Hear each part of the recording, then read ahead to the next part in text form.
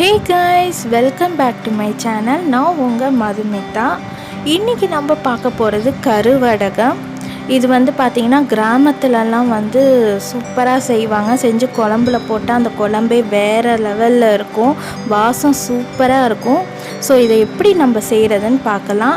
வீடியோக்குள்ளே போகிறதுக்கு முன்னாடி ப்ளீஸ் நம்ம சேனலை சப்ஸ்கிரைப் பண்ணுங்கள். சப்ஸ்கிரைப் பண்ணிவிட்டு வீடியோஸ் எல்லாம் பாருங்கள். நான் ஃபஸ்ட்டு 1/2 கிலோ சின்ன வெங்காயம் எடுத்து நல்லா பொடியாக கட் பண்ணி வச்சுருக்கேன். அதுக்கப்புறம் 25 கிராம் மஞ்சப்பொடி சேர்க்குறேன். அதுக்கடுத்து ஒரு கைப்பிடி அளவு உப்பு சேர்த்துக்கோங்க, கல் உப்பு சேர்த்து எல்லாத்தையும் மிக்ஸ் பண்ணி மொதல் நாள் நைட்டே இந்த ப்ராசஸை செஞ்சு வச்சுருங்க.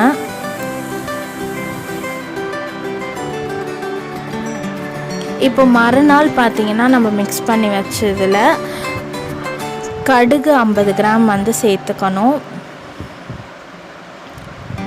சீரகம் 50 கிராம் சேர்த்துக்கோங்க. அதுக்கடுத்து பொடியாக கட் பண்ண கருவேப்பிலை ஒரு கைப்பிடி அளவு சேர்த்துக்கோங்க. இப்போ இதில் சோம்பு 50 கிராம் எடுத்திருக்கேன். 50 கிராமில் முக்கால்வாசியை சேர்த்துட்டு கால்வாசியை மட்டும் நம்ம 1-2 உடச்சி சேர்க்கணும். ஸோ 50 கிராம்லேருந்தே கொஞ்சம் பிரித்து எடுத்துக்கோங்க. 1-2 உடச்சி அதில் சேர்த்துக்கோங்க. இந்த மாதிரி உடச்சா போதும். இதை இப்போ எடுத்து நம்ம சேர்த்துடலாம். 50 கிராம் வெள்ளை உளுந்து எடுத்துக்கோங்க. 50 கிராமில் முக்கால்வாசியை முழுசாகவும் கால்வாசியை அரைச்சும் சேர்த்துக்கலாம். அதாவது 1-2 உடச்சி சேர்த்துக்கலாம். ஸோ பாதி இது முழுசாக போடணும், பாதி இதை 1-2 உடச்சி போடணும். இப்போ நான் ஃபஸ்ட்டு முழுசாக உள்ள உளுந்தை போட்டுக்கிறேன். இப்போ அரைச்சதை எடுத்து நம்ம சேர்த்துக்கலாம். அம்மியில் அரைச்சாதாங்க செம்ம டேஸ்ட்டாக இருக்கும். ஸோ அம்மியிலே நீங்கள் அரைச்சி போடுங்க. அடுத்து வெந்தயமும் 3 மணி நேரம் ஊற வச்சு எடுத்திருக்கேன். 50 கிராம் தான். 50 கிராம்லேருந்து முக்கால்வாசி கொஞ்சமாக சேர்த்துருங்க. அதில் கால்வாசியை எடுத்து 1-2 உடச்சி நம்ம சேர்த்துக்கலாம்.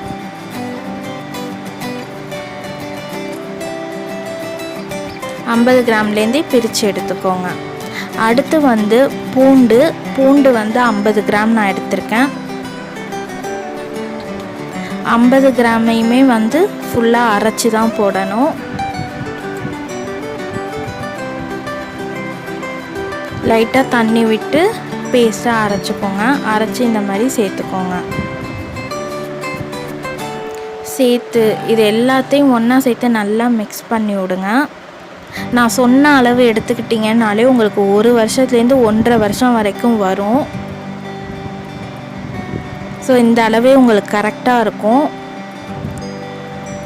இப்போ இதை நல்லா மிக்ஸ் பண்ணிவிட்டு நம்ம சும்மா உதிரியாகவும் வைக்கலாம், இல்லை இந்த மாதிரி பிடிச்சும் நீங்கள் வைக்கலாம். வச்சு ஒரு நாள் ஃபுல்லாக வெயிலில் காய விடணும். ஸோ இந்த மாதிரி பிடிச்சி ஒரு நாள் ஃபுல்லாக வெயிலில் காய வைங்க. இது அப்படியே கொண்டு வெயிலில் வைக்க வேண்டியதான். நான் உங்களுக்கு நல்லா ஒரு நாள் காஞ்சதுக்கப்புறம் காட்டுறேன். இப்போ பார்த்தீங்கன்னா மறுநாள் நமக்கு நல்லா காஞ்சிருக்கு பாருங்கள். இதில் நம்ம விளக்கெண்ணெயை கொஞ்சமாக ஊற்றி நம்ம கையில் தொட்டு இதை உருண்டையாக பிடிக்கணும். கொஞ்சம் பெரிய உருண்டையாகவே பிடிச்சிக்கோங்க.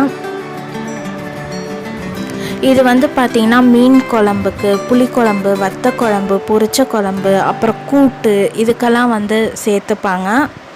இதோட வாசமே தனியாக தெரியும், அவ்வளோ சூப்பராக இருக்கும்.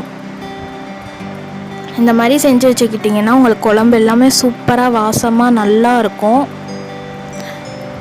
ஸோ இந்த மாதிரி நான் எவ்வளோ உருண்டை பிடிச்சி வச்சுருக்கேன் பாருங்கள். இது அப்படியே கொண்டே வெயிலில் 15 நாள் வரைக்கும் காய விடணும். நான் 15 நாளைக்கு அப்புறம் காட்டுறேன். இப்போ 15 நாள் கழித்து பார்த்திங்கன்னா நமக்கு நல்லா காஞ்சி சூப்பராக வந்திருக்கு. இதை நீங்கள் கொஞ்சம் கொஞ்சமாக புட்டு நீங்கள் வந்து குழம்புக்கு சேர்த்துக்கலாம், கூட்டுக்கு சேர்த்துக்கலாம். ரொம்ப வாசமாகவும் இருக்கும், ரொம்ப டேஸ்ட்டாகவும் இருக்கும், ரொம்ப ஈஸியும் கூட. உங்கள் வீட்டில் நீங்களே செய்யலாம். நான் அளவும் கொடுத்துட்டேன். இந்த அளவு ஃபாலோ பண்ணிக்கிட்டிங்கனாலே போதும், கரெக்டாக இருக்கும். உங்களுக்கு 1.5 வருஷத்துலேருந்து 2 வருஷம் வரையும் கூட வரும். ஸோ இந்த வீடியோ உங்களுக்கு பிடிச்சிருந்தா லைக் பண்ணுங்கள், ஷேர் பண்ணுங்கள், மறக்காமல் நம்ம சேனலை சப்ஸ்கிரைப் பண்ணுங்கள்.